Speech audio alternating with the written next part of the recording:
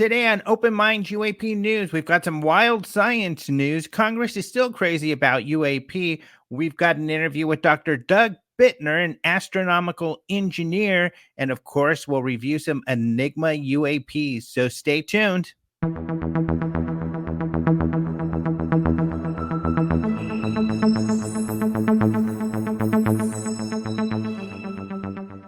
Hello and welcome to Open Mind UAP News. I am your host, Alejandro Rojas. I've got some great news and update on something I've been working on. But before that, let's go ahead and get into the news. There's quite a bit going on here, beginning with, like I said, some wild science news. So in this case, it has to do with Dyson spheres. This is something that's been theorized as potentially something that an advanced alien civilization would do. I've always been a bit skeptical, to be honest, but the news is that there are scientists who are saying maybe they have some evidence that Dyson spheres are happening. So here's an image. A Dyson sphere essentially is just like we do with solar panels, on our roofs. Instead, they're saying, and this was an idea that came from the 60s, that an advanced civilization would harness the energy from the sun in their solar system by surrounding it essentially by solar panels. Here's an image where the object, the sun, is not completely surrounded, but, somewhat surrounded. In the past, there have been situations where we thought maybe we got some other indication of a Dyson sphere. In that case, it was a signal from a star that was kind of erratically going up and down. That still hasn't been determined. That actually people think that it might be some sort of cosmic dust. But in this case, Dyson, the Freeman Dyson, who theorized this in the 60s, he said that one way that we would be able to detect these is by looking for the waste. And the waste in this case would be an infrared heat signature. But we didn't have the technology to do that in the past. Now there is a group that is reviewing 5 million stars that we have in our databases and looking for signs of an infrared heat, that signature that we can't explain. And they just released that they have found 7 potential candidates thus far. Just because they're getting some infrared heat doesn't mean there's a Dyson sphere around this. No, but the way the news is, they love to take off with this sort of thing. So that's the news and the headlines you're seeing about, potential Dyson spheres around suns. Moving on, news from the Economic Times. Now, this is something that I've talked about a lot, and that is a study from the Scientific Coalition for UAP Studies. Of course, I've been a board member for a long time. I'm not currently. I'm focusing on other efforts that I'm going to share with you towards the end of the show. But this article came out. Did UFOs deactivate U.S. missiles, collect vital information on nuclear arsenals and ICBMs? What did Pentagon Mandarins say? Such a weird term, Mandarins. But what they mean is Pentagon officials. Well, when the Pentagon was asked about nukes and UAP in a hearing, they said they didn't have any information on that, which was kind of concerning. I even did a couple news interviews saying, well, that's weird because it's a big topic in this sphere. And the military themselves are the ones who raised this concern in the 50s. So it was interesting that they didn't know anything. And I don't know if they've gone back and educated themselves yet. But the Scientific Coalition for UAP Studies has, some of their members have put out several research documents regarding this topic. What they've done is gone back into the past, look for really good sightings, and then look for things like, are there more sightings at facilities that held nuclear material than at regular military installations or nearby populated areas? And what they found is that there was a statistically significant increase in sightings in early weapons development areas and facilities, which is really interesting. I highly recommend people going to the website. I'll put a link in the show notes and checking out their study because they had some really interesting findings. Now, they did find some increases compared to other areas in some of the other locations, but none of it was that significant, or like I said, statistically significant, which is what a study is looking for. The other thing that they did was an analysis on intent. So they did an intelligence type of analysis to say, what seems to be the nature of this observation? Should there be observation going on by whatever these UAP may be? And they said it seemed to be more along the lines of data gathering. This does fit along with anecdotal information, and we do have a lot more kind of nuclear facilities with government documentation around incursions into their airspace. Now, one of the reasons might be because that is some of the most secure airspace. So they're going to have more attention being paid to incursions over those facilities. And that may be the case that why we have the documentation. But still, really interesting stuff. It's great the Economic Times has covered this, because I think the SCU guys did some great work there that is worth looking at.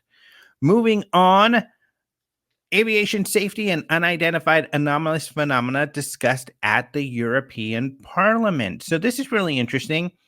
In cooperation with the UAP Coalition Netherlands, they're called, but essentially a European Parliament member, Francisco Guerrero, has kind of been pushing this forward and covering UAP, and he says that he's had a lot of positive response. One of the things that he has proposed is having the EU have a standard reporting system that they can collect UAP reports on. So that's really interesting, very positive news. This is just kind of the beginning, but one of the concerns here is that they need to pay attention, because some of this stuff could be drones or Russian or Chinese weapon systems that they need to pay attention to. So just like it's been the trend lately, a lot of the UAP discussion is kind of around awareness, all domain awareness. So in other words, making sure that we understand what's in our airs, what is going over secured airspace, making sure we understand all of the threats that could be out there. And the biggest threats that we're having currently are drones that are flying around and we don't know whose they are. And the other, of course, concern is advanced technologies from other countries. Now, a lot of people are saying, well, what's that got to do with UAP? We're looking for something more strange than that. And you're right. But UAP is defined as something that is not immediately identifiable. And of course, these objects wouldn't be. And my argument is, hey, if this is what gets people looking, then the other thing they're going to be collecting, and of course, a lot of these groups, their concern also, or their interests lie in what are the strange things that are out there and the data that's going to be collected on that. Hopefully that data will then be shared with researchers. That was in the debrief. In IFL Science, this article came out and now it's been all over the place. UFOs may be evidence of crypto-terrestrials secretly living among us. So says a paper that has been written in, and the researchers are from Harvard's Human Flourishing Program and Montana Tech University. The study's really weird, and this article even admits that. It's really kind of going into hearsay and kind of the wild stories out there that you get from the internet, and proposing that, well, maybe there's something living underground or some sort of weird thing that's been here for a long time, or aliens disguising themselves as humans. Lots of really weird stuff, and as it highlights here, highly controversial information that it's taking to make these proposals. This paper has not been peer reviewed, but it's awfully interesting that they undertook this study. And it has been really, this is the first story that came out a couple days ago, 6 days ago. But I've noticed the last couple days, really, there's been a ton of headlines on this story. So we'll see what that, if you're interested, there's a link here to that paper for you to go read. In other news, the Daily Mail, I don't necessarily always cover the Daily Mail because they're pretty sensationalistic. However, this article is written by Dr. David Clark, who is a journalist, a lecturer, but he also focuses on folklore and has written and researched a lot about UAP, often from a skeptical perspective. But that's what I find really interesting about this case. So this headline: Two British friends took this UFO picture, then vanished after a visit from sinister men in dark suits. Breaking his silence after 34 years, their old colleague now reveals what happened and says they were not meant to see it. Ooh. So there is some mystery about this case. This case is called the Calvine case often. It happened in 1990 where these two guys were hiking. They saw a diamond-shaped object and a jet flying around nearby, snapped a picture. That picture is now somewhat famous. Now, I interviewed Nick Pope, who worked for the Ministry of Defense looking at UAP cases. Mysteriously, David Clark does not include Nick Pope in this article, although I think he has voiced, some disagreement with Nick Pope in the past. I'll put it that way. But Nick Pope has an interesting story because he said this was a known case when he worked in the MOD. They even had a copy of the photo put up on the wall in their office. But one day he came to work and it was taken down, and he said, "Where did the photo go?" And they said, "Well, we took it down because we think that it is high-tech US technology." And that is kind of the leading theory for this photo. But at that time that I talked to Nick, we didn't have a very good picture of it. We had a artist rendering off of Nick's memories and a photocopy version of that photo. The photo came out in 2009 when the MOD released their UAP files, and David Clark says that's what got him interested. He since has done a lot of research, and he actually got a copy of the photo. And there you go, ladies and gentlemen. If you follow me, we've looked at this image and talked about it quite a bit. But what he's been looking for are the original witnesses, and he has not been able to find them. And that's been a lot of what he's been writing about, looking for these witnesses, and they have not been found. This article is interesting just because this is a coworker of these two gentlemen. They were chefs. This guy now, many years later, is coming out and saying, well, he was friends with them and he saw some men in black looking guys go talk to them. And after, they seemed a bit frazzled, and then they left town and were never seen again. So he believes that maybe they saw something they weren't supposed to. He is also speculating that maybe they saw some top secret military thing that they weren't supposed to see. And this is the guy, their friend here, who is the subject of the story back then when he was 21. So that's kind of the story here. Here you can see the original photocopy and then the actual picture that David Clark was able to find. Luckily, some researcher who worked at the MOD had the picture and had kind of stuffed it away. And then when he read about David Clark looking for the image, he got in touch and was able to share it. So a really, really interesting case. I'll also link to my article on Open Mind about my interview with Nick Pope and this photo going missing from his office. In other news, UFOs investigations in Japan. So there is a group of lawmakers in Japan who have decided to start a UAP organization. Again, this is because they're saying, this could be Chinese or Russian technology or drones. So we really need to pay attention to UAP like the Americans are doing.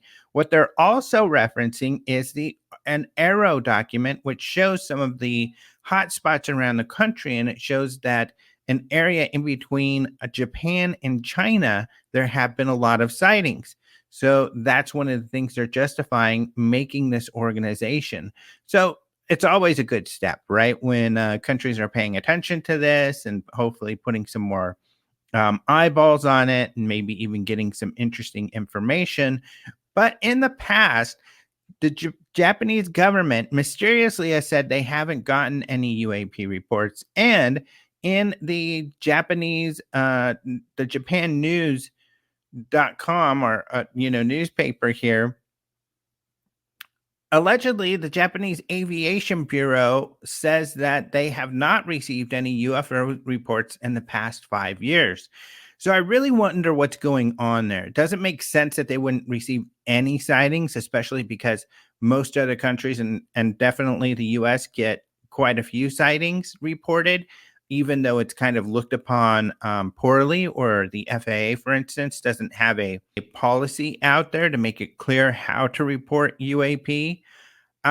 So it's interesting that Japan is saying that they don't get these reports. So is it a cultural thing where people just don't want to report? This is something I'd love to talk to someone more familiar with the Japanese kind of aerospace industry out there about. Hopefully, we'll get that chance. If you're one of those people, definitely let me know. But yeah, very interesting story developing there. What's next for Arrow? So I'm just highlighting this article is out there. It's a great article by Douglas Dean Johnson. He's someone that I follow quite a bit because he's doing a great job on letting us know about legislation around UAP, but he is also good at delving into the details, giving us information on the stage of whatever legislation as it's being approved or not, and then also giving us details on what's in that legislation. Well, he's wondering, well, what's going on with Arrow now?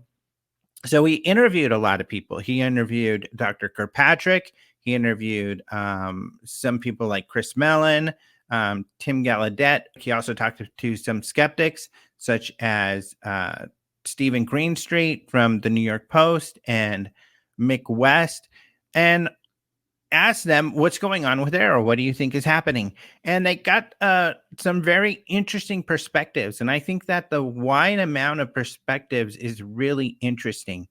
What I do find interesting also, though, is that this idea of disclosure, none of these people are very clear about what that means. What is disclosure to them?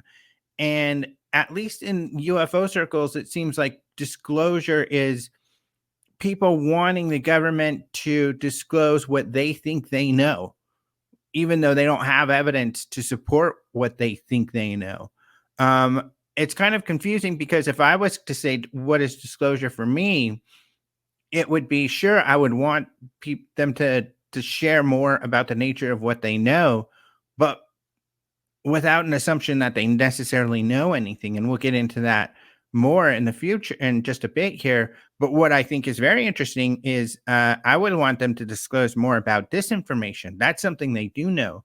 So have they had instances where they have confused the public or led the public to believe something's a UFO when it's not? We have documentation that the CIA and the U.S. Air Force did this in the 1950s with the U-2 programs and with other aspects of this topic.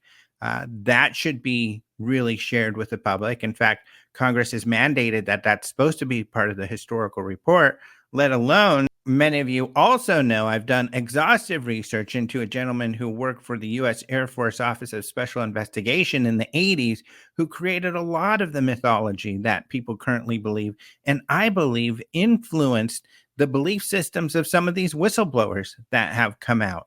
Many of the themes in this that came out from this guy, this guy who said he did it for disinformation. He said he did it at the behest of his superiors, and in particular, the Defense Intelligence Agency. And nobody's really addressed this, neither the U.S. Air Force nor the Defense Intelligence Agency. So this is the sort of stuff I would like to have disclosed, let alone more about what they know.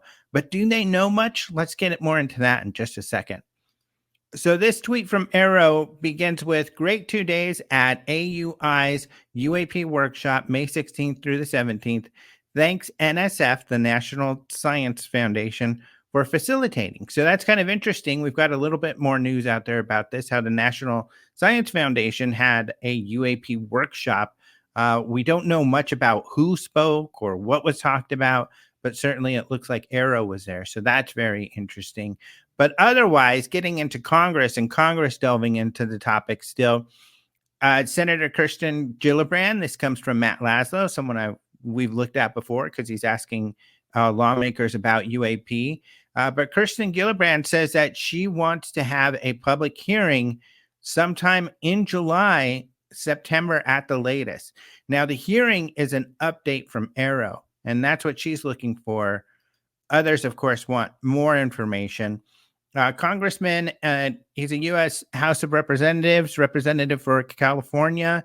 But Congressman Robert Garcia actually proposed a few amendments for the upcoming NDAA. Now, this is the National Defense Authorization Act. And in the last 3 years, this is what has shaped kind of the government's involvement with UAP research, creating AARO, asking for the historical documents, that sort of thing. The Schumer amendment was something that came up last year, and this was an amendment that was going to create a panel that could overlook the release of information, and this panel would include civilians. It included things like eminent domain on any materials that are obtained that are deemed to be non-human in nature. So Garcia was proposing a similar amendment to the Schumer amendment in the House for the NDAA, but those all got shot down. He says they were being blocked from being considered by House Republican leadership. So those look like they won't happen. In fact, Dean Johnson, who we're talking about just a minute ago, says it doesn't look like there will be any UAP amendment for the first time in this act. And this could be the reason. New article in Bloomberg. Great article by Tyler Cowen. He is a occasional Bloomberg opinion columnist. He's written about UAP a few times. He is a professor of economics at George Mason University and host of the Marginal Revolution blog. But he writes here, the real government conspiracy isn't about UFOs. Officials aren't suppressing evidence that alien life forms exist.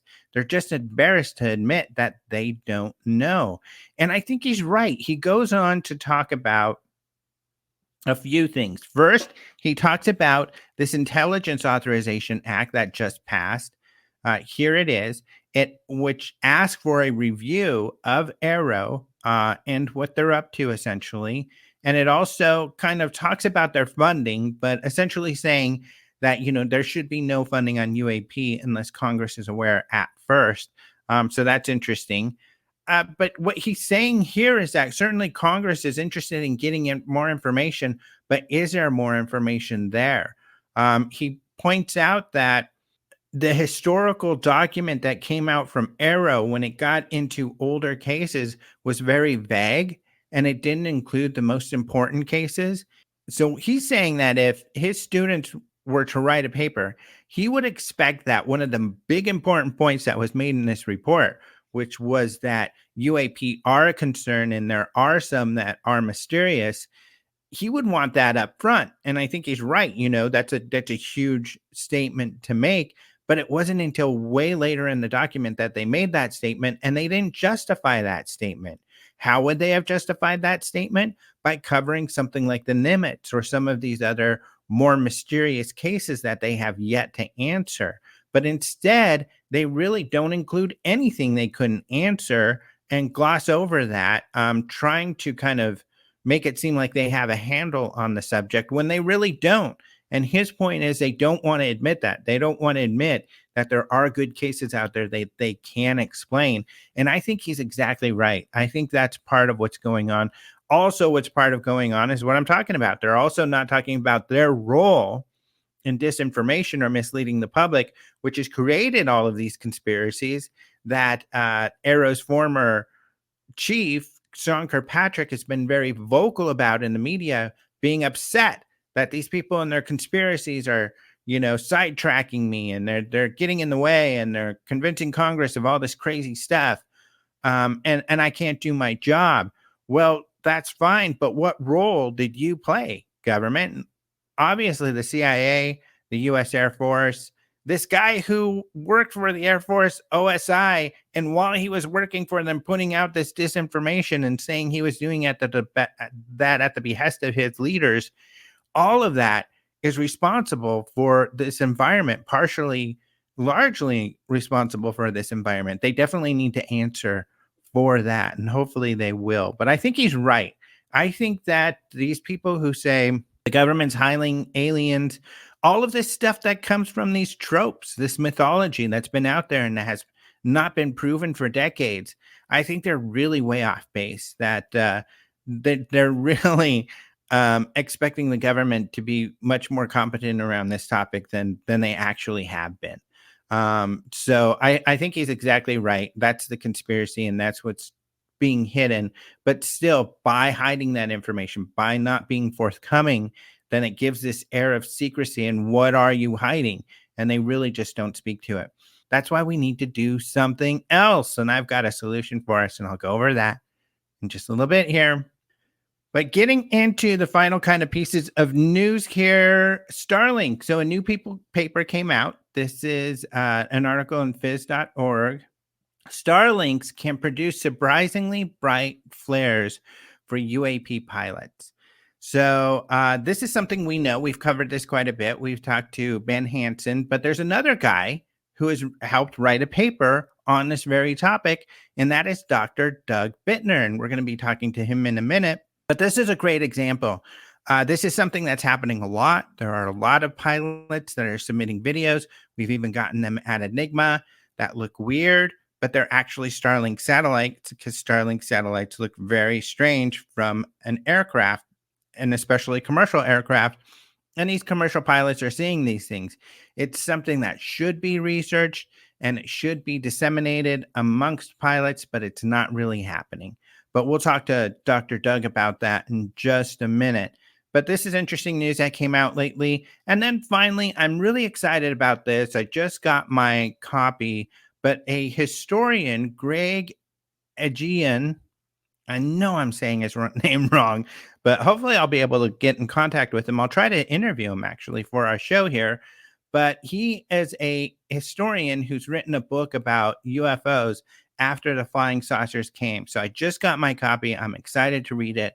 But this book just came out. It proves to be very interesting and well researched. So it says here, written by an academic whose research on UFOs and alien contact has been featured in the media and supported by NASA and the Smithsonian National Air and Space Museum. And it actually came out from Oxford University Press. So I'll be reading that and letting you know what I find. But that's the news for today. Let's go ahead and take a look at our interview for this week, Dr. Doug Buettner. All right. I am very happy to introduce our guest, Dr. Doug Buettner. Hello and welcome. Hey, Alejandro. How you doing? Doing great. So you've got a huge resume here, and I'm going to try to go through some of the highlights and definitely let people know anything I exclude. But currently, you're a deputy chief scientist for the Acquisition Innovation Research Center, a nonprofit that works with defense. You had 20 years with the Aerospace Corporation, where you were a flight software systems director, advisor on the Sentinel missile program. You've worked at the Pentagon for the Acquisition Policy Analysis Center. You've been a consultant for NASA's JPL, a very famous group. Let's see, you are an adjunct professor at the University of Utah. You taught software intensive space systems engineering at the University of Southern California, and space systems engineering at the University of Colorado at Colorado Springs. I actually went to see you in Boulder.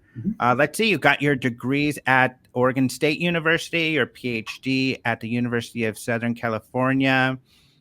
And the most recent thing you've done, I guess, is you've published a paper in March called the Enhancing Space Situational Awareness to Mitigate Risk, a single case study in the misidentification of a recently launched Starlink satellite train as a UAP in commercial aviation. So, and that seems to be a really important topic. That's something that I've interviewed Ben Hansen on, who I work with closely, and something that he had identified is that, all of these pilots are seeing these Starlink satellites. They don't know what it is. And it doesn't seem to be something that the FAA has tackled. Yeah, in fact, it was one of the things that was interesting is when we went through the paper and, pulling it together, it was actually amazing to me that the FAA is almost silent on these things after it gets reported. I mean, there's no feedback mechanism to let that pilot know what they were actually seeing. And so what we tried to do is come up with an approach, right, to where pilots would have like an app on a phone. If they report something that's like through a completely different approach, And so we suggested like the Enigma Labs, the Cider app. We even suggested Stellarium, but something that they could do it and potentially do it anonymously and then be done with it, right?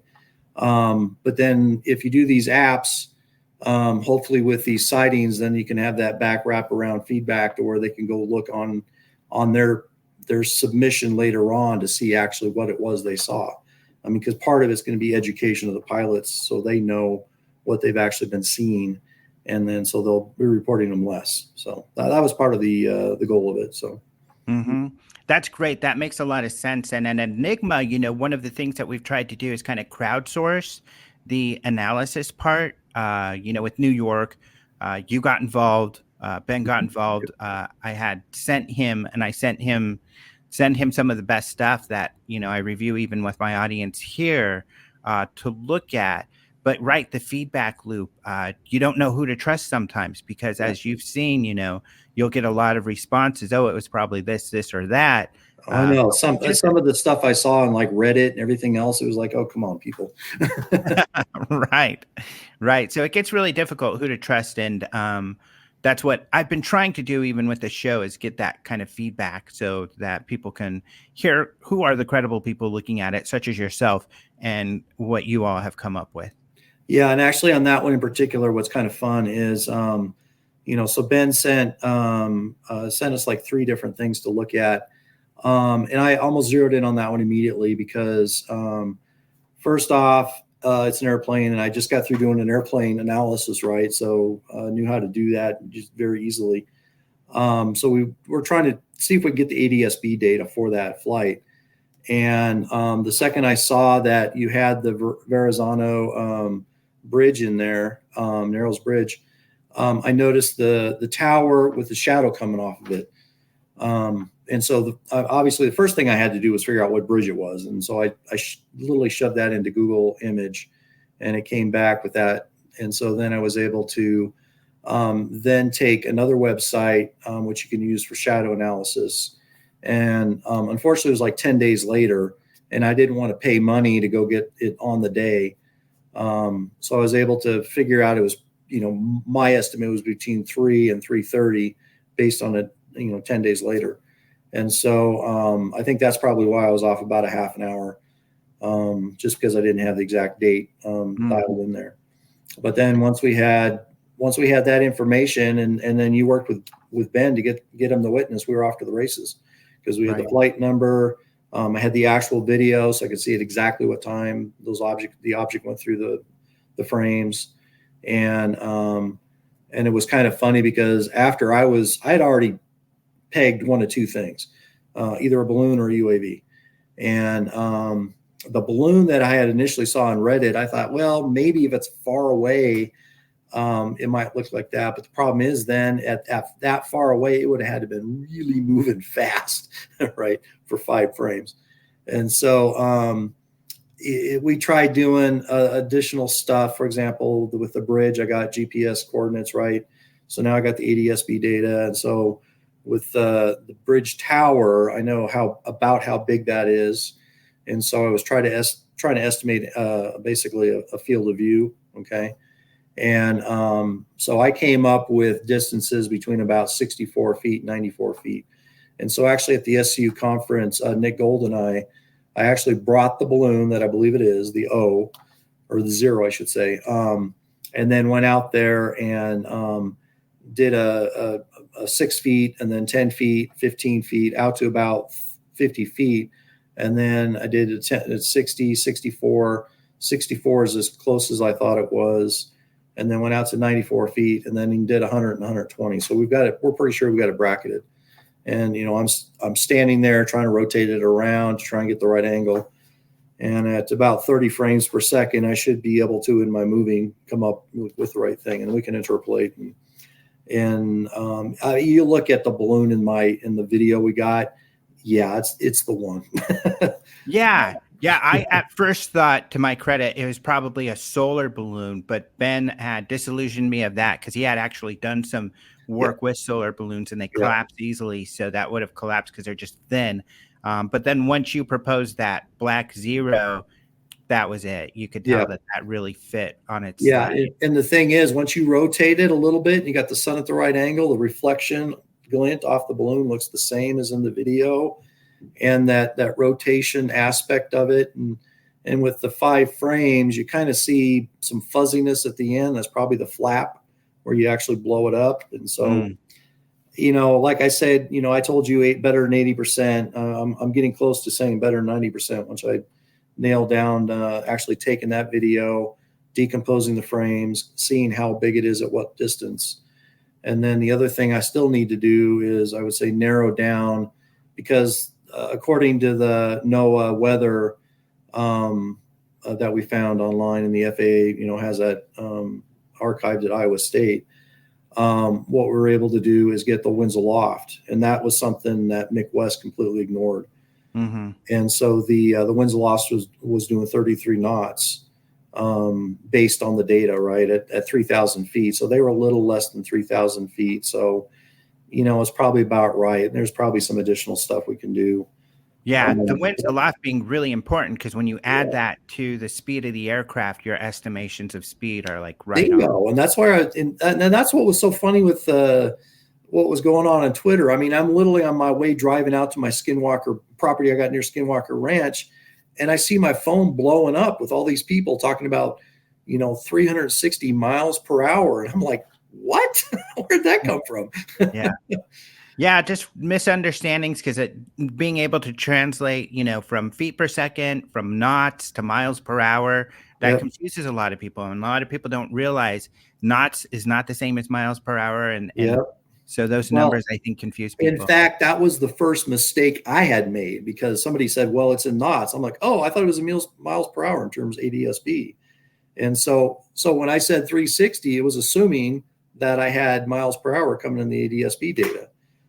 And so my saying, okay, now I got it at 400 feet per second, that's me saying, okay, I fixed the knots problem, right? And then retranslated. But yeah, it's fundamentally a vector problem, right? So, you're, as far as you can tell, being on an airplane going 207 knots, and then something goes by you, it appears like it's going your speed plus their speed in the opposite direction, right? I mean, anybody that's been on an airplane and saw, you're flying along, you see another airplane going the other direction.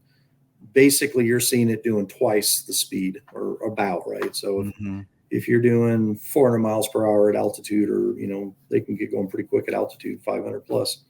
So it's just it's a vector problem. And that's what I was trying to explain on Twitter. I think that's what, you pointed this out, the difficulty of I currently just really try to not interface with social media a lot on these things, just kind of share information, because it becomes really, really difficult, as you saw, where there are so many people invested in these things being mysterious. And of course, we would love that as well. But, you got to stick with whatever the facts are. And they get so upset when, you do an analysis and you share this information, and it's just, they don't want to hear it. I know. I've had that same exact conversation with Ben. Spot on. I mean, as a scientist, you're almost damned if you do and you're damned if you don't, right? So the one thing is, you do want to give it a proper analysis, but I mean, you want to call a horse a horse. You don't want to call a horse a pig. I mean, everybody would like to see pigs, but I'm sorry, it's a horse, right? I look at it this way. I know that, probably better than 90% of the sightings out there are probably natural objects or things of that nature. And it's just coming up with an ability to find those things quicker and be able to remove them from, the 10% we'd really love to get data on. And trust me, I know you sent me at least one video where I'm like, oh, that one's interesting, right? And so it's just a matter of trying to get more data where it's those interesting things that we scientists will be saying, yep, nope, give me more of that, and then we can start figuring out what these things are, where they're coming from. Where they're coming from might be harder to get at because we don't even know how they're getting here. I mean, there's different things in quantum mechanics. Anybody that's been watching the warp drive, Alcubierre warp drive, that's a possibility, right? In fact, I would say that's probably one of the leading candidates. wormholes, which is what they believe they got out at Skinwalker Ranch. And so it's like there are things in physics that would allow it. And people just need to understand that, okay, great, they do exist. There are theories. And it's the problem of proving the theory is correct and then identifying how you can utilize it from a human race standpoint, that specific mode of transportation, right? I mean, it would just phenomenally revolutionize things. But then, if I put my national security hat on, we can get into a long discussion on nuclear weapons, okay? And in fact, I got into a long discussion at the SCU because I've got a lot of that in my background. I've been briefed on that kind of stuff. What people don't understand and what they need to be reminded of is when we first built nuclear weapons, it was us and Russia. It was what's called two-person game theory. You didn't have all the other players. And so now when you're in two-person game theory, it's a very simple problem to solve. But now you have basically n-person game theory, i.e., you don't have just the U.S. and Russia. You've got the U.S., you got France, you got the U.K., you've got probably Israel, you've got China, you got North Korea. And so, right, it's a big list. And now you're in something called the Texas standoff, where literally you've got people pointing a gun at, at everybody else. And there's only one way out of a Texas standoff that I know of. And that's at least one of the players has to come up with something that revolutionizes and completely makes that other, a bad weapon so it's not a problem. It's like you can completely remove that as a threat, or you come up with a much worse threat. Unfortunately, it's just kind of the way we have to think about it in terms of how you resolve the problem. I would welcome a game theorist to tell me, oh no, there's another one and you forgot about it, right? Which gets back to the really kind of legitimate difficulty that the military would have in releasing any information on this topic. Yep. In that twofold. And this is why I think, the citizen science is so important, that we're not going to get much from the government. It's difficult and maybe irresponsible in some cases for them to give us much, because there's either the case that we're identifying advanced technology from an enemy of the sort that you're talking about, which then we need to be on top of and very secretive about, or we are witnessing novel technology being used by a third party that's more exotic, which then we want to harness and use, for instance, to break this Texas standoff and to win that standoff. And so thus, again, we need to be very careful with that information. And that's the reason I bring it up, is make sure people understand, there's a reason the government, if they are withholding it, which, for example, Ross Coulthart is convinced, and I would say other people that I've talked to are fairly convinced. I'm just going to say, if that is happening, that's why. Okay. Mm-hmm. It's because you want to be the first one out the door with that new technology. And we as a nation, as the United States of America, we need to assume that the other nations, your other players in the game, your China and Russia in particular, also have retrieved crash vehicles.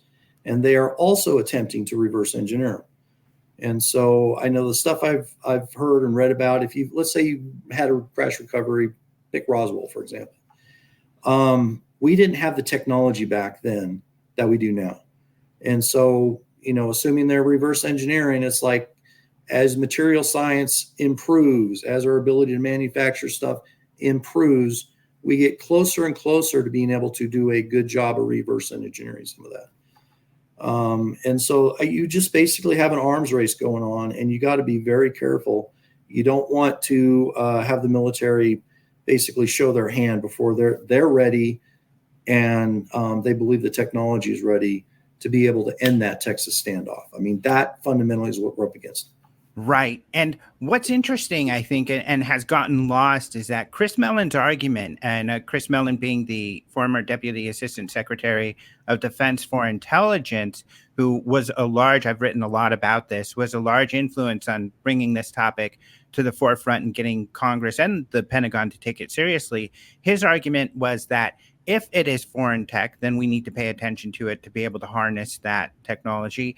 If it's not foreign tech, then we also need to harness that technology and begin doing these things. Stop ignoring it and begin doing reverse engineering if we can capture them in order to harness these technologies. So he was coming from a perspective of this isn't happening, and he's even said he didn't see it happening when he was involved in overseeing the SAPs and black projects and such.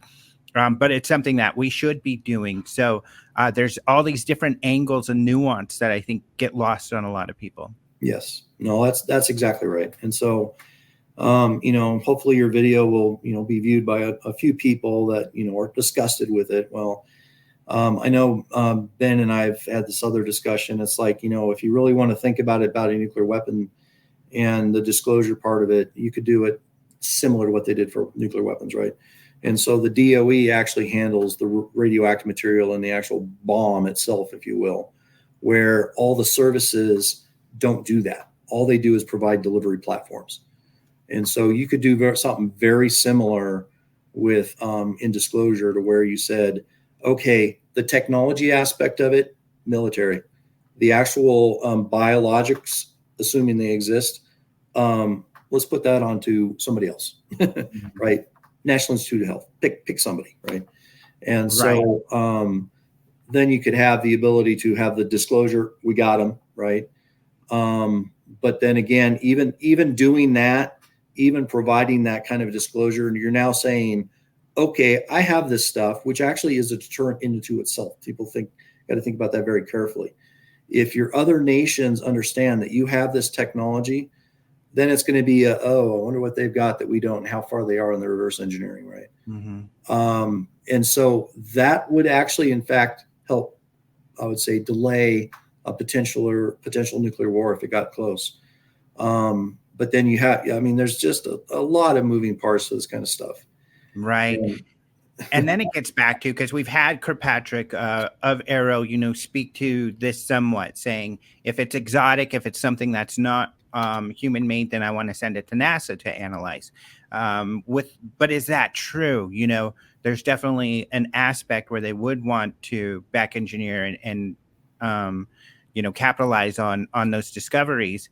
The other side of this is the disinformation side, which they were tasked to analyze in the historical report, but didn't. And we do know, even the New York Times has reported on the CIA using like the U-2, making people think it was UFOs instead of the U-2, that sort of thing in the past. And finding out it actually became a bigger headache than they thought. But then we also have, Air Force special investigation personnel in the 80s putting out disinformation. Was that official? If so, for what purpose? It would think that may be the purpose that you're speaking to. So, there's just talk about a Pandora's box. Having worked in those kinds of programs, I will tell you, I can't get into details, but I can tell you a poster that was on the wall. Okay. A poster that was on a wall was of a UFO, and it says, "Make them believe our technology is from outer space." And fundamentally, it's a mind game, if you will, right? It's like, we've got some terrific capability as a country in terms of defense and offense. I mean, most of my career has been on the defensive side. And if you think specifically about that from a capability, and fundamentally, we as a nation are trying to not get into a war. We are not one that immediately, pulls the gun and starts shooting people. They're usually very, very, solid reasons for why we get into them. I would say probably Iraq is probably the most sketchy one that we've had to get into. But even that, I look at, what happened, and all right, I can sit on the fence on that one. Some people will be one way or the other by all means, but. And an example of to be wary of intelligence information. That's exactly where I'm going. That's why I sit on the fence on that one. Yeah. Because we had intelligence that was just fundamentally wrong, and it was faked. It was bogus, and that's what led the leaders to believing that Iraq had weapons of mass destruction. Mm-hmm. And that fundamentally is where we go. I mean, if your job is to protect the American people, right? That's your job. And that a lot of people in the Department of Defense take that job very seriously. They really do. And I've been asked about corruptions in OSD and stuff. And I'm like, in the military, I'm like, I don't see corruptions. I see passionate people trying to protect the American. Now, we may disagree in terms of that, where to take that passion, which is fine. That's being an American, right? Right. You have the ability to disagree. But I'll tell you right now, I mean, I don't see the corruption that I hear people trying to say that's there. I just haven't seen it. Exactly. My family, public servants, they both ran the National Park Service. I've done a lot of reporting on science and space and working with NASA and astronauts and, military witnesses, even when it comes to UAP. And I see exactly the same of what you see. I see patriotic Americans trying to do the right thing for the public and the Yes. public sector. I Yep. don't see people actively being deceptive or attempting to not, take on their mandate. And anybody, in my experience of what I've seen, anybody who had kind of malicious intent wouldn't make it very far. Yes, no, that's right. They get weeded out by the system pretty darn quick. Mm-hmm. And so I just, I continue to hope that, we as a country can, hold ourselves together and just understand that we need to agree to disagree versus, trying to choke the other side, whichever side you believe in. Right. So, and getting into all of that difficulty when it comes to the government and the military, it comes back to, why I'm passionate about working with Enigma Labs, collecting data, Mm-hmm. collecting these great videos, and then getting them analyzed in the public sector, transparently. And then also working with the Scientific Coalition of UAP Studies, where you've got citizen scientists collecting data, writing papers, again, transparently getting that out for debate and for scientific debate, and which makes then the findings even more stronger. Now that you're you're a board member of SCU, what is your passion? What has gotten you involved in this topic? A few reasons why I got involved. First, I moved out here to Utah and started watching the Skinwalker Ranch series, to where I'm like, okay, I'm going to boil it down to, there's some interesting phenomena there that I can't easily dismiss. Okay. But at the same point, I can boil it down to either they're lying or they're telling the truth. And the only way you can really get at that is you've got to be able to independently go in and assess it yourself. So I literally bought property near Skinwalker Ranch, and I'm fixing it up to do my own stuff. And I've talked to a lot of the neighbors around there, and some say, I've never seen anything, and I've lived here my entire life. And some say, oh yeah, no, I saw this, thing in the sky, and it took off, and it was, so it's kind of interesting that, and in fact, if Space Wolf and Ryan Burns has got property near there, he's got some interesting stories and stuff that's happened on his property, and so me personally, and being a scientist, I put my scientific hat on. It's like, okay, let me try and tackle it, right? And then at the same point, I personally have never seen anything that from my work in the military or supporting the military that I couldn't explain, or I haven't seen anything in the sky that I couldn't explain. Now, I do have one photo from one of my security cameras on my property that I'm scratching my head on. I showed it to Jay Stratton. He goes, I think you caught an orb, right? But for me, that I consider that a data point, right? That is not the answer. And so when I say a data point, okay, that camera is not geared for that kind of data collection. It was pure luck if that is an orb, because I've got hundreds of other videos and images where there's nothing anomalous, right? And so I just want to get better stuff out there and things of that nature. And I'm trying to work with the neighbors. I mean, some of them are on the fence, and some of them don't want stuff on their property, and so I think you got to kind of lead the way and do it yourself. But then in my own personal background, my mom claims that my grandfather had seen a UFO. They lived in now it's like almost downtown Portland. But she said that my grandfather had seen a UFO and she doesn't remember it. She was too young or hadn't been born. And actually, looking at Robert Powell's UFOs in the government book, I think I identified which sighting it was. Wow. And I asked her, I said it could have been 1947 and the police getting called in. And she goes, that might have been right. She was only about 2 years old at the time. But my grandfather passed away before I was even born. So I never had a chance to even hear those stories myself. And then my mom also says that she had seen a couple of orbs sitting in the sky. And she said they just kind of sat there, and she was, seventh grade or something. She was running around with a friend, and she stopped. She saw him. She like pointed at her friend and goes, "Hey, what are those?" She said there was one and took off. So, having that stuff in your background. And then I've got another case where I had my ex-father-in-law. I'm divorced and remarried, but he's a chiropractor, or was a chiropractor in the Beaverton area. And their family had really close ties with the Vatican. Basically, his brother was a priest. And to get out of priesthood and get married, you actually have to have a letter from the Pope. And he was able to do that because, as I knew him, he was married and had kids. But so apparently they knew the upper echelon in the Vatican. And fundamentally, there was somebody from the Vatican visiting that he said claimed the reason he was in the U.S. was to go visit some aliens that they had given to the U.S. government after World War II.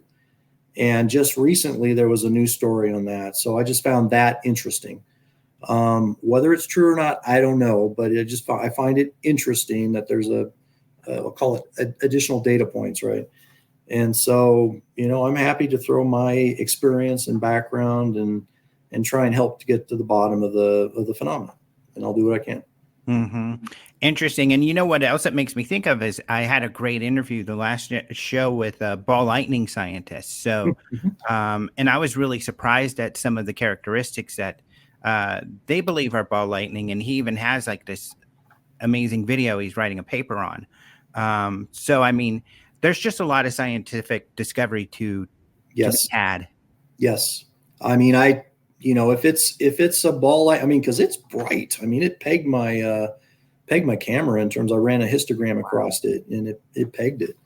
And I think it's, if you look at it, I mean, we'd have to do a completely different discussion on this, but I mean, if you look at it, it's like you can see a bright spot coming off my neighbor's fence, and then it looks like there's a reflection from behind it. And so, I don't think there's no real way for light to get there reflective in terms of where I'm seeing it. And so, me again, I want to get something out there. My wife, when we were out there one time, she said she saw something kind of down, in the field behind our place. And she said it seemed too bright to be like, animals' eyes being reflected back at her. But she didn't know what it was. And at that time I was passing a kidney stone. So I was in pain in our trailer. But yeah, so it seems based on my personal interactions with people out there and what I've seen, in some of my data, there might be something there. And so, I'd like to get down to the bottom of it, and as I mentioned, I know Jay Stratton and Travis Taylor both. I interviewed at Radiance, and decided to take the deputy chief scientist position. But as far as I can tell, they're good, outstanding people. And so I'll defend what they're doing until I have data otherwise. Right. Right. And what's exciting, I think, is that with technology being smaller and more affordable, and the good thing about, what has happened over the last few years, like Skinwalker and the Pentagon and the Arrow Project, is that there are more scientists getting involved, such as yourself. And so we're at a spot where the public does have the ability to do their own work and to figure this out on our own. I have a positive outlook. Yeah, and you know what? One of the things is I was kind of working in the background when I was at Aerospace Corp because they fundamentally would not allowed me to do this publicly. But now that I no longer work for Aerospace, I can more directly get involved, and so it's that direct involvement that's kind of fun. I won't go into some of what I was doing as a behind the scenes guy, but I do know I had some positive impacts on some of the data analysis and scientific approaches they were studying. So that's pretty exciting. And speaking of Jay and Travis and the whole kind of OSAP group. Eric Davis, one of the scientists who worked with OSAP, is working at Aerospace Corporation. Yes, currently, I Eric. believe. Yep. I never met Eric when I was in at Aerospace, but now that I'm in SCU, I mean, everybody talks about him, and I went and looked at his background. I'm like, oh, okay, yeah, it's a pretty interesting background he's got. Yeah. So what are you working on in the future? That's a great question. So I'm kind of supporting Ben. Been doing that a lot. So we'll see, if some of his initiatives take off. And then get my property ready to start putting stuff out there. We talked about, I started a proposal for doing research on my property, but when I saw how bad it was and how long it was going to take to clean up and all that, I kind of put that on the back burner. So I'll be bringing that, trying to dust it off and clean it up. I've been trying to work with Matt at UAPX, potentially have him bring his sensor suite out on my property. Again, trying to get some of the other property owners to allow us to put stuff on theirs. One thing that people don't, I would say non-scientific people don't understand is when you do this kind of stuff, you should really be doing a control experiment at the same time, right? And so when I give you the data, I say, okay, this is what happened here. Oh, by the way, I had exactly the same stuff deployed here. This is what we did to calibrate it. And so there's a whole bunch of stuff that you should be doing in the background to do this right. And until you actually start bringing some of that scientific rigor to it, you're always going to have a fraction of the scientific community that's just not going to believe it, right? Mm-hmm. And so, I mean, where I'm trying to go is data integrity, right? So when the data gets captured, there's if I'm the one capturing it, there's a piece of that data that I can't touch that gets copied somewhere, right? And then there's a piece that I can work with, or I can give to somebody else to work with. And so data integrity is going to be one of the biggest things I start poking at as soon as I start getting some capability.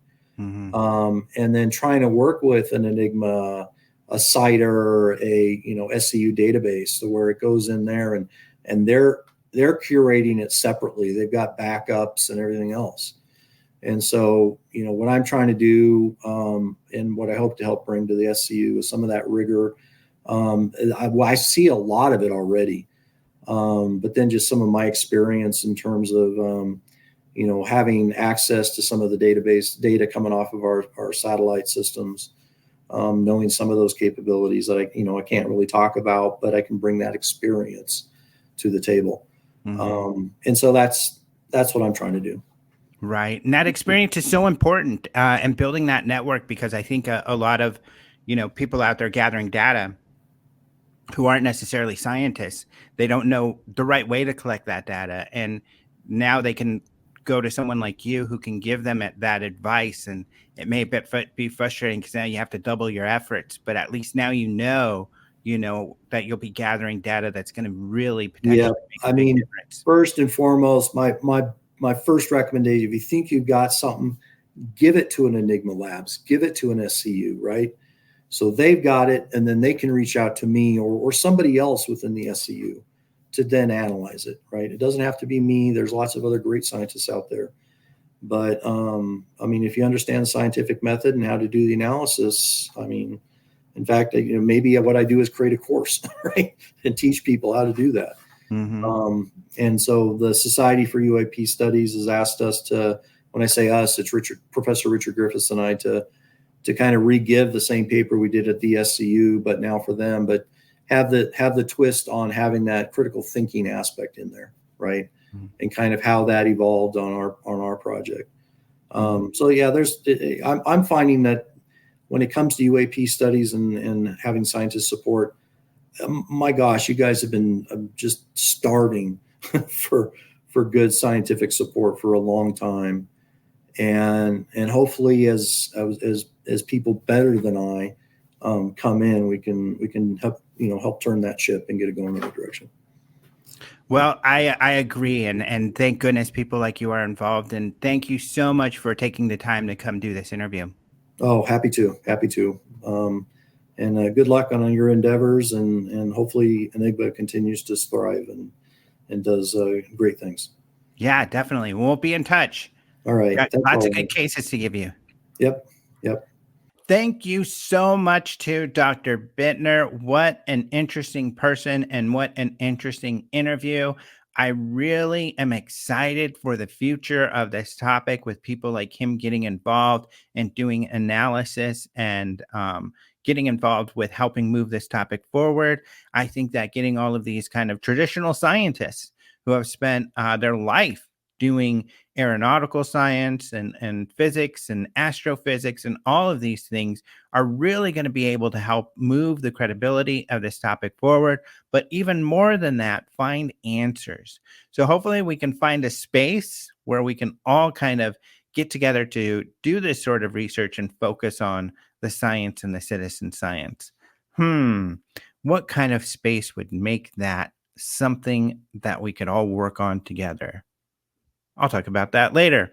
But first, let's look at the Enigma sightings. We have partnered with Enigma Labs to bring you interesting UAP sightings weekly that they collect via their app and website. If you have a report to submit, you can download the app at the Apple App Store or submit it via the website at enigmalabs.io. In the interest of full disclosure, I am a paid consultant for Enigma, but that's how I can keep an eye on the best videos and keep you up to date on the good videos that come in. And I'm excited to share them with you on the show. So this week, I've got a sighting that I think we can explain, and then I've got one that is much more mysterious. So first, let's look at the one that I think we can explain. So I came across this one when we were looking for sightings. One of my coworkers actually found it. We're looking at sightings from Japan. Why? We had a couple articles that came out in Japan about the Enigma Labs app. So we got more people downloading the app and looking at it from Japan. So we wanted to kind of look and highlight some of their sightings. Well, one of them that I found here, and I'll go ahead and play it. You can see here is just some lights in the sky. They look very weird, kind of fuzzy or hazy and round. This one in particular that they focus on. It also kind of twinkles. What could that be? Ladies and gentlemen, this is the one where we can explain it. I'm 99.9% sure this is a Chinese lantern. How do I know? Here are the telltale signs on these ones. First of all, there's usually a few. Sometimes there's just one, but usually there's a few. And at the beginning of this video, you'll notice there were a couple more. There they are, a couple more in the background. So there are actually 3 of them, but this person focuses on just one. When they zoom in, the object looks fuzzy because the camera is never getting focused. In fact, you can tell the camera is going from worst focus to bad focus to worst focus. It never gets completely in focus. So that's one of the problems, and that's why it looks round like it does. We can't see the actual shape of the object. But even if it was in focus, you would see something that kind of looks like a point of light. It's also orangey. These are typically orangey red because that's the color of the paper that surrounds the candle that is inside, and they flicker. And that's the big giveaway. And you can, when you watch this video, you can see the intensity of the light kind of dimming and getting brighter as it flickers because it's a candle that's inside of this thing. So that's how you tell Chinese lanterns. They often look very astonishing when you're driving and you see this row of like 3 lights and they're just floating overhead and they look really cool. They get mistaken for UFOs a lot. And I believe that's what's happened in this video as well. So this is just the educational part to let you guys know what a Chinese lantern looks like. But I will put a link in the show notes. And if you disagree with me, feel free to go in and comment on the sighting or send me a note saying, hey, I think you're wrong. And here's why. And this is kind of exciting because this is a Japanese one. It's from Fusa in the Tokyo prefecture. So in the Tokyo area in Japan, Tokyo being the largest city in the world. It's a big, big place. But let's look at the more mysterious one. Ooh, I love these. Now, some of you can see right off the bat, like, looks pretty cool. This one is in Belgrade, Montana. It happened on June 5th. So just the other day, not very long ago. And I'll play this video and you can see what looks like a long object. So we see the night sky. There are clouds, but we see the starscape in the background. And you see this really long, bright object slowly moving across the sky. It's very, very long, but it's moving together. One of my first thoughts, and you can see as it gets to the clouds, it gets behind the clouds and you can't see it. So it's well above the clouds. My first thought is maybe a Starlink train of satellites because, there'll be several satellites in a row, all moving together. They usually seem to move a little faster than this, but maybe not. The issue here is it doesn't look like a string of individual objects. It looks like one long object that is solid. The video, though, the camera plays a role, and it's a psionics. And I'm going to go over that a little more because this is an important piece of equipment. But a psionics is a light intensifier. It's kind of like a night vision, and it's a I almost said poor man's night vision, but that's not a good way to put it. It's a great piece of equipment. It's really cool. In fact, the night vision that it gets is on par with very, very expensive night vision military equipment. But what it does is it makes everything a lot brighter. So one tiny piece of light is going to look bigger with it being intensified. So it could be just several objects being blended together to look like one long object. But I don't know. It really doesn't look like that, but it could be. So I would love, that's why it's mysterious. That's why I can't figure out what this one is. This is a really good one. I can't say for sure it is a Starlink train, but take a look and let me know what you think. I know some of you are going to be like, what is he talking about? Why does he think it's several objects? It's obviously just one big, long object. And maybe you're right. I'm just trying to do what you do. When you look at UAP sightings, what you have to do is try to rule out anything prosaic it may be. And that's the closest thing I can think of this thing being. So I'm trying to rule that out. And I think maybe I have. So maybe some other people will look at it more closely and be able to determine and see whether those look like individual objects. The other thing is if you have a psionics camera. So let me show you these on the website. And for those of you listening, I'll kind of describe it. So you can see here, the most expensive one is on sale for $850, which is actually a pretty good price because, night vision is going to be a lot more expensive. A night vision equivalent to something like this, the power of one of these is going to cost you a couple $1,000s. What's incredible is these cameras have been out for at least 5-6 years, and there hasn't been a really good competitor that's come out. There's been a couple that have tried. In fact, I'm frustrated because I paid $350 for an Indiegogo, which was a camera that was going to be a competitor to this one, to save money. A friend of mine suggested it, and that was $350 down the tubes. They never sent me the camera, and they will not respond to my emails. Extremely frustrating. I probably should have just gone with one of these. I still haven't gotten one. But the other cool thing about this camera is that beyond just doing the night vision, what a military grade night vision won't have that this has is a recording function. So you can record video, you can take pictures. It's a super handy device.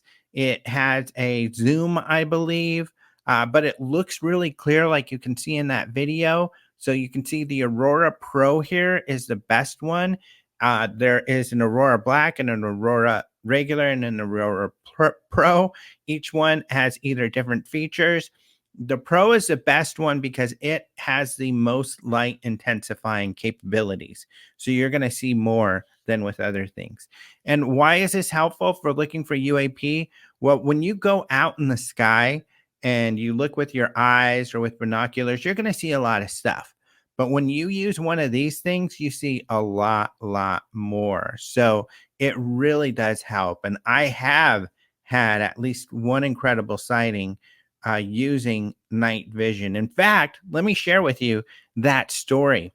And there's a couple things going on. So at Enigma, we've been doing some Twitter spaces where we've done some interviews. Our last one was with Dr. Buettner, also with Ben Hansen, and we were talking about the New York LaGuardia case that I told you all about that got really big, right? In fact, the case that I talked to you guys about last time on the show, I got something like 50,000 views on TikTok. It went really big on TikTok. So you're getting like the best cases first before anybody else on this show. But we're doing a couple more spaces. Next week, we're going to do one with Mick West. Of course, he's a skeptic, but we're going to talk to him about his process and his thoughts and get to know him better. But in a couple of weeks, on July 2nd, World UFO Day is what it's called. We're going to interview the Navajo Rangers. So John Dover and Stan Milford, who were rangers for the Navajo, and they were rolling on paranormal cases, including UFO cases. So we're going to interview them about their UFO cases. You may see them. They've been on the Skinwalker show. They're going to be on the Beyond Skinwalker show on History Channel. But I had my first sighting with them. So I've known them for a while, living out here in Arizona. And one of their very first talks, they started hanging out with us at the Arizona chapter of MUFON. And they brought their night vision when they did their first talk. And this might have been like one of their first talks ever, if not their first talk ever. And we went to go sky watching. And I was using one of the night vision goggles, looked up in the sky, and I saw 5 lights that were in a group moving away from each other. And they looked like satellites because they looked that high. Anything that, moves in a straight, steady line at night and doesn't seem to alter its speed or direction, I'll usually call a satellite because that's what satellites do. But these all started right in the same area and continued out in 5 different directions. Really, really weird. And as I'm watching that, I'm like, is anybody else watching this? And sure enough, John Dover, one of the Navajo Rangers, was also looking at it. So pretty cool. Those guys have become buddies of mine, and I talk to them and hang out with them often. But yeah, that was a really cool sighting. If I would have had this Psionics Aurora Pro device, I could have recorded that and then shown everybody what the heck is this weird thing that I saw. So that's what's really cool about this device. I definitely would recommend it to people. I don't know anybody who is not happy with this. And it's exciting to see this sighting that someone used one of those psionics. And you can tell in the video just what a great image that you get. It's a really cool device. So yeah, what the heck is that? I do not know. Check it out. So what did I want to share with you all at the end here? This. So, beat me up for it, but I agree with Sean Kirkpatrick that all of this rumor and hearsay, which in my experience never amounts to anything. And you got to realize, people, that for 25 odd years here, I've been writing articles where I deep dive into UFO cases and rumors and hearsay. And the vast, vast majority turns out to be nothing. And unfortunately, I've been a Bigelow apologist, a lot of my life, because there were people upset with Robert Bigelow and his National Institute for Discovery Sciences, which is the group that then went on to run OSAP, the government program that now everybody's all happy about. And then eventually David Grush worked with.